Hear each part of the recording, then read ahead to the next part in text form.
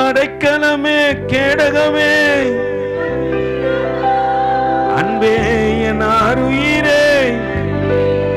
பக்கத்துல கையை பிடிச்சு சொல்லு, அடைக்கலம் வருதான், கேடகம் வருதான், ஆபத்துல அனுகூலமான துணையும். அல்லேலூயா. அவர் என்னை தாங்கி பிடிக்கலன்னா இந்த நாளை நான் பார்த்திருக்க முடியாது. அல்லேலூயா. அவர் என்னை தாங்கினபடியினாலே தேவ சமூகத்தில் அழைத்து வந்தார். அதனால நான் என்ன பண்ணக்கூடாது, எதை மறந்துடவே கூடாது.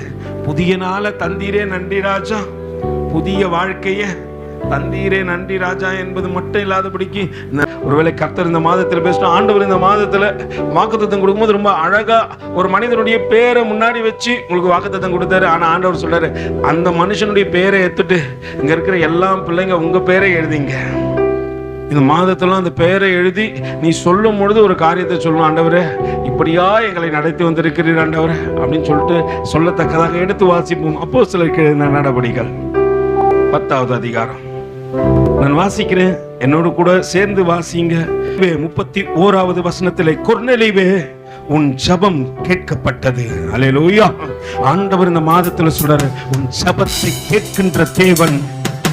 அன்று கொர்நேலியுடைய ஜெபத்தை கேட்டவர் உங்களுடைய எல்லா ஜெபத்தையும் கேட்க போறாரு. எத்தனை பேர் விசுவாசிக்கிறீங்க? விசுவாசிக்கிறவங்க மட்டும் கைகளை தட்டி சத்தமா சொல்ல, ஆண்டவரே என் ஜெபத்தை கேட்பவரே. ஹல்லேலூயா.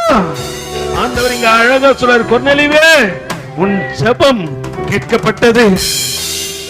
ஒருவேளை மகனே மகளே, இந்த மாதத்துல நீ ஏற இருக்கிற எல்லா ஜெபத்தையும் கர்த்தர் கேட்டார். ஹல்லேலூயா. எத்தனை பெரிய தேவையாகட்டும், அது ஒரு கப்பலையே வாங்கத்தக்கதாக இருக்கட்டும், கர்த்தர் வாங்கி கொடுப்பாரு. ஆனா மனுஷன் கிட்ட கேட்க கூடாது, ஆண்டவரே நீ சந்தி நீ சந்தி நீ சந்தி. கர்த்தர் சந்திப்பாரு. நீ யாரதான் கேட்கணும்? ஆண்டவர் உண்மை கேட்கிற ஆண்டவர். அவரை கேட்டீங்கன்னா அவமானம் இல்லை, அவரை கேட்டீங்கன்னா நிந்தனை இல்லை. சிலர் கொடுக்கிறேன்னு சொல்லுவாங்க, அல்லேலூயா, ஆனா என்ன பண்ண மாட்டாங்க.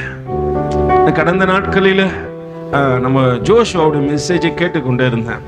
நீங்க நினைக்கலாம், பிரதர் நீங்களாம் மெசேஜ் கேட்பீங்களா? கேட்பேன்.